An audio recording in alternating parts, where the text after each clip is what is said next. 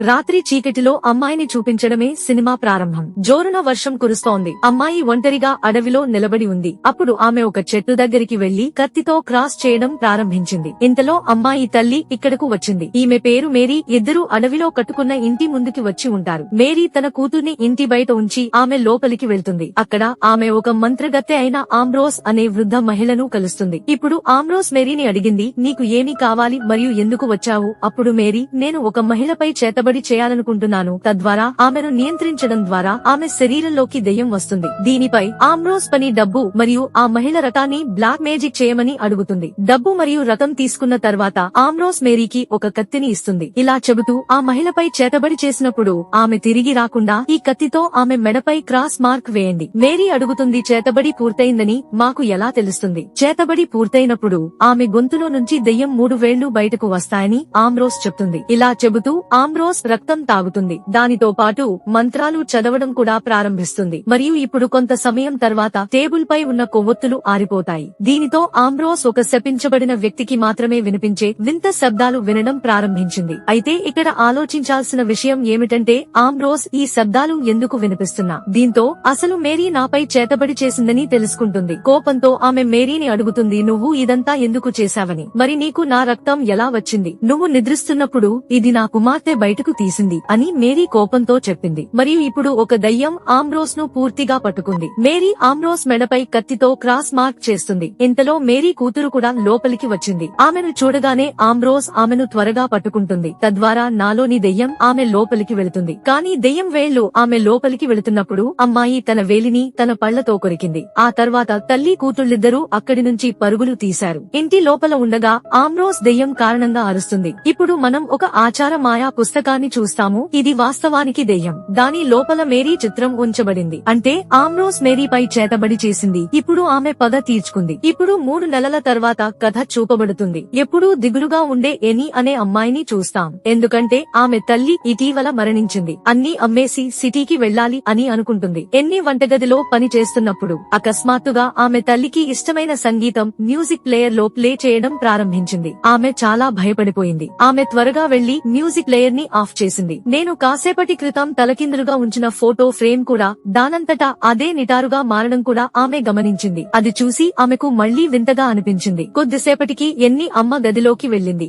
ఆమె photo album తీసి ఫోటోలను చూడటం ప్రారంభించింది. ఇక్కడ ఆమె తల్లి ఎన్ని మరియు ఆమె తండ్రి ఫోటోలపై ఒక గుర్తు వేసి వారి ముఖాలను నాశనం చేసి ఉండడం చూస్తుంది. కాసేపటికి ఫోన్ రింగ్ అవుతుంది. ఒక టర్కిష్ అమ్మాయి, నీకు ఉద్యోగం ఉందని చెప్పింది. నేను స్త్రీ సంరక్షకురాలిని. ఆ మహిళ ఆంబ్రోస్ ను చూసుకోవడానికి మీ పేరు రాయమని మీ అమ్మ మిమ్మల్ని కోరింది. ఎందుకంటే మీరు కూడా నర్సులే అని ఆమె చెప్పింది. ఇప్పుడు ఇది విన్న ఎన్ని కూడా ఆలోచించడం మొదలు పెట్టింది. అందుకే తన స్నేహితురాలికి అన్నీ చెప్పి సలహా అడుగుతుంది. అప్పుడు ఆమె స్నేహితురాలు ఈ పని చేయమని చెబుతుంది. ఇంతలో అన్ని చేతిపై పెద్ద గుండ్రని గుర్తు ఉండడం ఆమె స్నేహితురాలు గమనించింది. ఎన్నిని అడిగినప్పుడు తన చిన్నతనంలో మా అమ్మ నా రకాన్ని సిరంజి నుండి బలవంతంగా బయటకు తీయడానికి ప్రయత్నించిందని ఆమె చెప్పింది. దీనికి కారణం నాకు తెలియదు. ఎన్ని రాత్రి నిద్రపోతున్నప్పుడు అమ్మ నా రకం తీస్తున్నట్లు కలవచ్చి ఎన్ని భయపడి కళ్లు తెరిచింది. ఆమె లేచి నేరుగా బాత్రూమ్ కి వెళుతుంది. ఆమె గదిలో ఎవరో ఉన్నారని ఆమె గ్రహించింది. ఆమె మొహం కడుక్కుంటున్నప్పుడు కూడా ఆమె వెనకాల ఎవరో వెళుతుండటం మనకు కనిపిస్తుంది. అకస్మాత్తుగా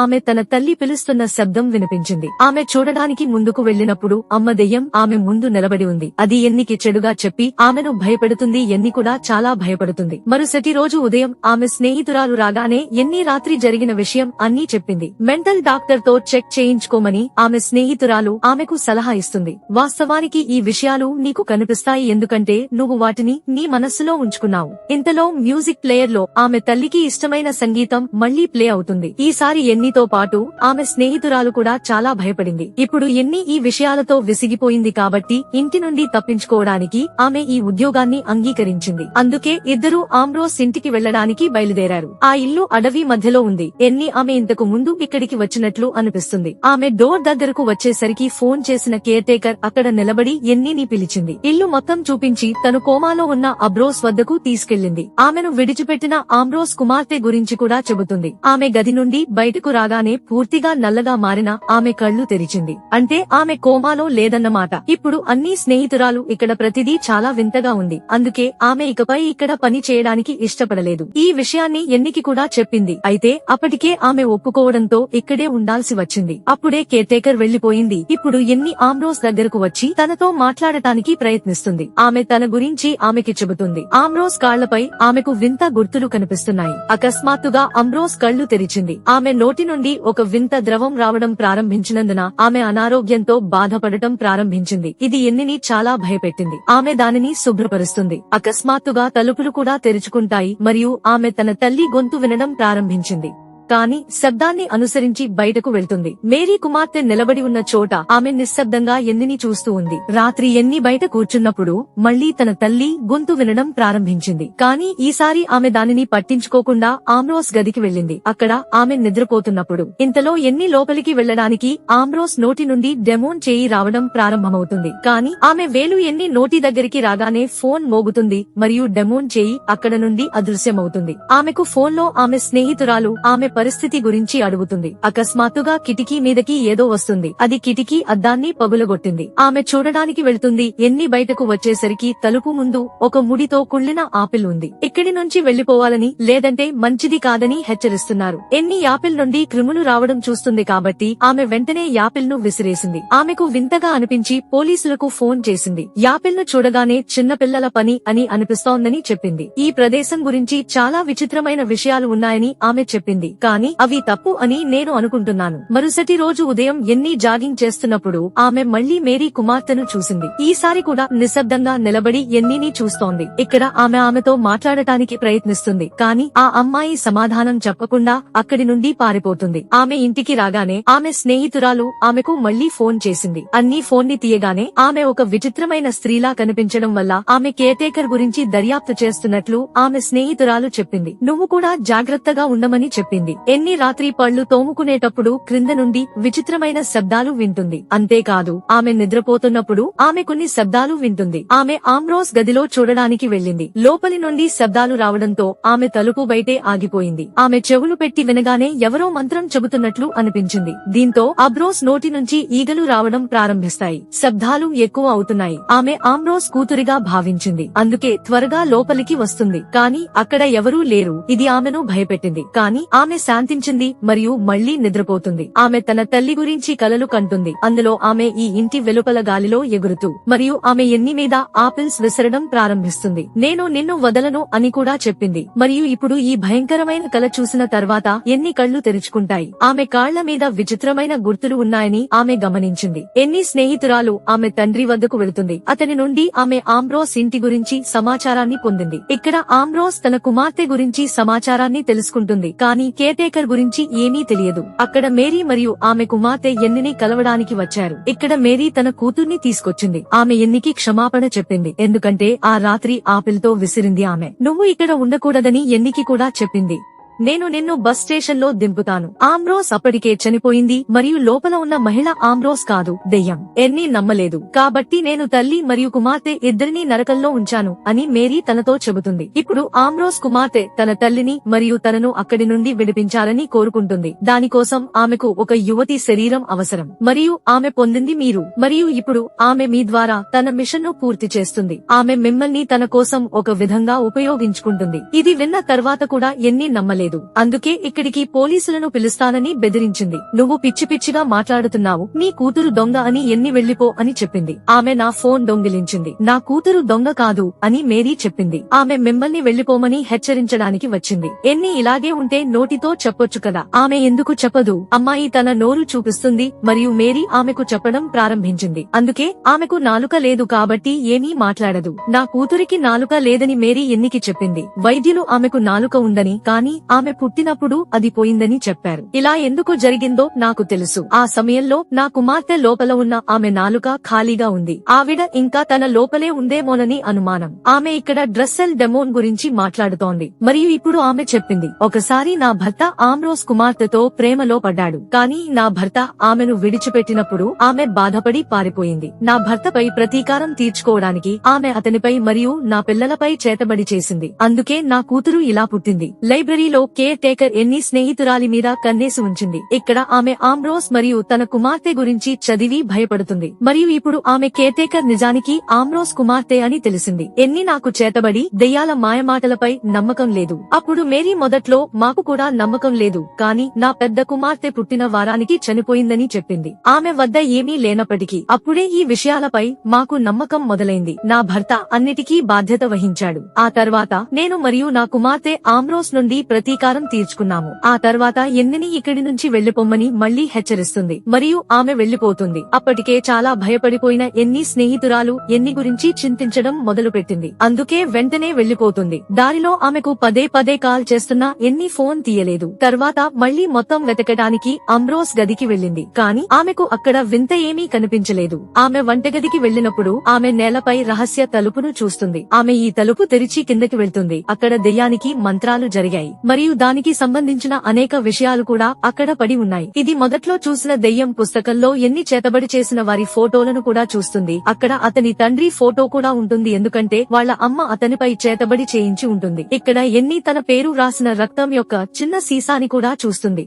ఇది చూసి ఆమె చాలా ఆశ్చర్యపోయింది. అయితే అక్కడి నుంచి కింద పడిపోయింది. ఆమె రక్తమంతా వృధా అయిపోతుంది. ఎన్నికి కూడా చాలా భయమేసేది. అందుకే పైకి వెళ్లి స్నేహితురాలికి ఫోన్ చేస్తుంది, కానీ ఫోన్ రీచ్ కాలేదు. అక్కడ ఎన్ని స్నేహితురాలికి నేను ఆంబ్రోస్ ఇంటి నుండి వచ్చానని మెసేజ్ వచ్చింది. ఇది చూసిన ఆమె స్నేహితురాలు సంతృప్తి చెందింది. దారిలో ఆమె కారు తిప్పింది. ఇప్పుడు ఎన్నికి మళ్లీ వింత శబ్దాలు వినిపించడం మొదలుపెట్టాయి. అందుకే ఆంబ్రోస్ గదికి వెళ్తుంది. సిలువ ఎక్కడ తయారు చేయబడిందో ఆమె మెడను చూస్తుంది. ఇది చూసి ఇప్పుడు మేరీ మాటలు ఆమెకు నమ్మకం కలిగింది. ఆమెకు భయం వేసింది. ఆమె త్వరగా పారిపోవడానికి ప్రయత్నిస్తుంది, కానీ ఎవరో తాళం వేసి ఉండడంతో తలుపు తెరవలేదు. ఆపై ఎన్ని తల్లి మంచం కింద నుండి బయటకు వస్తుంది. ఆమెను తీవ్రంగా భయపెట్టడం ప్రారంభిస్తుంది. బయటకు రాగానే ఎన్ని దగ్గరకు వెళ్లడం మొదలుపెట్టింది. ఆమెకు భయం వేసింది. ఆమె బిగ్గరగా అరవడం ప్రారంభిస్తుంది. ఎన్ని స్నేహితురాలు ఆమె ఇంటికి వచ్చినప్పుడు ఆంబ్రోస్ కుమార్తెను చూస్తుంది. ఎన్ని ఫోన్ ఆమె దగ్గరే ఉంది మరియు ఆమె తన స్నేహితురాలికి మెసేజ్ చేసింది. ఆమె ఇప్పుడు ఎన్ని స్నేహితురాలి కడుపులో పొడుస్తుంది. దానికి ప్రతిగా ఆమె కూడా దాడి చేసింది. గాజు సీసాతో కొట్టి పారిపోయేందుకు ప్రయత్నిస్తుంది, కానీ ఆమె వెనుక నుండి వచ్చి ఎన్ని స్నేహితురాలిని పట్టుకుంటుంది. ఎన్ని కూడా తప్పించుకుని గదిలోంచి బయటికి వచ్చింది. ఆమె ఒక చోట కూర్చుంది. అప్పుడు పోలీసు అధికారి మళ్లీ ఇక్కడికి వచ్చాడు. ఆంబ్రోస్ చనిపోయిందని ఎన్ని అతనికి చెప్పింది, కానీ అతను నమ్మలేదు, ఎందుకంటే లోపల నుండి శబ్దాలు రావడం ప్రారంభమవుతాయి. ఎన్ని నిరాకరించిన తర్వాత కూడా లోపలికి వెళ్తాడు. దెయ్యం అకస్మాత్తుగా అధికారిని చెంపదెబ్బ కొట్టింది. అతన్ని చంపేస్తుంది. ఎంతసేపటికి అధికారి బయటకు రాకపోవడంతో ఎన్ని లోపలికి వెళ్లి చూస్తుంది. దయ్యం అధికారి శవాన్ని తినేస్తోంది. ఈ భయంకరమైన దృశ్యాన్ని చూసి భయపడింది. ఆమె త్వరగా బయటకు పరిగెత్తుతుంది. ఎన్ని ఇంకో పోలీసు అధికారి సహాయం కోసం అడుగుతుంది. అయితే అకస్మాత్తుగా ఎన్ని స్నేహితురాలు తన కారుతో అక్కడికి వస్తుంది. ఆమె అధికారి కారును బలంగా ఢీకొట్టింది. అధికారి అక్కడే మరణిస్తుంది. కారు కూడా అధ్వాన్నంగా ఉంది. అయితే ఇందులో ఎన్ని స్నేహితురాలికి కూడా గాయాలయ్యాయి. ఎన్నికి చాలా బాధగా అనిపించింది. ఆమె కారు తలుపులు తెరిచి తన స్నేహితురాలిని బయటకు తీసింది. అయితే ఇక్కడే ట్విస్ట్ ఉంటుంది. ఆమె ఎన్ని స్నేహితురాలు కాదని, ఆమె స్నేహితురాలిని చంపింది ఆంబ్రోస్ కుమార్తె అని తేలింది. ఇప్పుడు ఆమె తన ముఖంతో ఇక్కడకు వచ్చింది. ఇది చూసి ఎన్నికి చాలా బాధగా అనిపించింది. మరియు ఇప్పుడు ఆమె ఎన్నిని కొడుతుంది. ఆమె స్పృహలోకి వచ్చేసరికి ఆమె రక్తాన్ని బయటకు తీస్తున్న ఆమె ఎదురుగా ఆంబ్రోస్ కుమార్తె ఉంది. నీ చిన్నతనంలో మీ అమ్మతో కలిసి ఇక్కడికి వచ్చావని ఎన్నికి చెప్పింది. భర్తపై చేతబడి చేయడానికి వచ్చింది, కానీ ఆమె వద్ద డబ్బు లేదని ఆమె మీ రక్తాన్ని మాకు ఇచ్చింది. మా అమ్మ అవసరమైన సమయం కోసం ఉంచింది, కానీ నువ్వు సీసా పగలగొట్టి ఆ రక్తాన్ని వృధా చేశావు. అందుకే ఇప్పుడు మళ్లీ నీ రక్తాన్ని బయటకు తీశాను. మీ అమ్మకి ఈ సమయం తప్పకుండా వస్తుందని తెలుసు, అందుకే సిగ్గుపడి ప్రాణాలు తీసుకుంది. ఎన్ని అడుగుతుంది, కానీ నువ్వు నా స్నేహితురాలిని ఎందుకు చంపావు? కానీ సమాధానం చెప్పకుండా ఆమెను మళ్లీ కొడుతుంది. ఈసారి ఆమె స్పృహలోకి వచ్చినప్పుడు ఆమె పెంటాగ్రామ్ పై పడి ఉంది. ఆమెతో పాటు ఆంబ్రోస్ కూడా ఉంది. మరియు ఇప్పుడు ఆమె కుమార్తె ఏదో కర్మ మంత్రం చేయబోతుంది. తద్వారా ఆమె ఆ దయాన్ని ఎన్ని లోపలికి పంపగలదు. ఇలా చేయకూడదని ఎన్ని ఆపాలని ప్రయత్నించినా, కానీ ఆమె నోరు ముగించడానికి ఆమె తన స్నేహితురాలి చర్మాన్ని ఎన్ని నోటిలో పెట్టింది. మరి కొద్దిసేపటికి ఆంబ్రోస్ శరీరం నుండి దెయ్యం బయటకు వస్తుంది. ఇది చూసి ఆమె తన తల్లిని నయం చేయడానికి ఇలా చేస్తుందని చాలా భయపడింది. కానీ ఇక్కడ అందుకు విరుద్ధంగా జరిగింది. మరియు ఇప్పుడు దయ్యం ఎన్ని లోపలికి వెళ్లే ముందు మేరీ ఇక్కడకు వస్తుంది. ఆమె ఆమ్రోస్ కుమార్తె గొంతు నులిమి చంపింది మరియు ఆమె ప్రాణాలను తీసుకుంటుంది. ఆమె ఇప్పుడు మంత్రాలను స్వయంగా చదివింది మరియు దెయ్యాన్ని ఎన్ని నుండి దూరంగా ఉంచడానికి ప్రయత్నిస్తుంది. అప్పుడు రాక్షసుడు ఆమెను విడిచిపెట్టి మేరీని పట్టుకుంటాడు మరియు ఆమె దెయ్యం వీపుపై క్రాస్ మార్క్ చేస్తుంది. అది అతనికి బాధ కలిగిస్తుంది. వెంటనే మేరీ కుమార్తె కూడా రాక్షసునికి నిప్పంటించే ఇక్కడకు వస్తుంది మరియు ఇప్పుడు భూతం దహనం ప్రారంభించింది. అలాగే ఇంటికి కూడా నిప్పు పెట్టారు. ఆ ముగ్గురు బయటకు వచ్చేసరికి అంతా కాలి బూడిదైంది. అగ్నిలో కాలిపోయిన తర్వాత ఎన్ని తల్లి యొక్క దెయ్యం కూడా అదృశ్యమవుతుంది. ఆపై తలుపులు మూసుకుపోతాయి. ఎన్ని తన తల్లికి ఇష్టమైన సిడిని పగలగొట్టి ఆమె సమాధి దగ్గరికి వెళ్లి అక్కడ పెడుతుంది. మరుసటి రోజు ఆమె ఆసుపత్రిలో పనిచేస్తున్నప్పుడు ఆమె ఎదురుగా ఆమ్రోస్ కుమార్తెను చూసింది. ఆమె చాలా గాయపడింది. ఆమె ఎన్ని తల్లికి ఇష్టమైన పాట పాడింది. భయానక విషయం ఏమిటంటే ఆమె రోగులందరినీ చంపి గోడపై అతికించింది. ఆ రోజు ఆమ్రోస్ కుమార్తె చనిపోలేదని, కేవలం మూర్ఛపోయిందని మనం అర్థం చేసుకుంటాం. ఇప్పుడు ఆమె లోపలికి దెయ్యం వచ్చింది. అది చూసి ఎన్ని బాగా భయపడిపోయి పెద్దగా అరవడం మొదలు పెట్టింది. అంటే ఆమె అంత తేలిగ్గా ఎన్నిని వదిలి వెళ్లదు. మరియు ఈ భయంకరమైన ముగింపుతో ఎన్ని కథ ముగుస్తుంది. మా వీడియో నచ్చినట్లయితే మరిన్ని వీడియోస్ కోసం ఛానల్ ని సబ్స్క్రైబ్ చేసుకోండి. అలాగే బెల్ ఐకాన్ ఆన్ చేసుకోండి. మా వీడియోని లైక్ చేయండి, షేర్ చేయండి. మా వీడియోని పూర్తిగా చూసినందుకు మా ఛానల్ తరపు నుండి మీకు ధన్యవాదములు.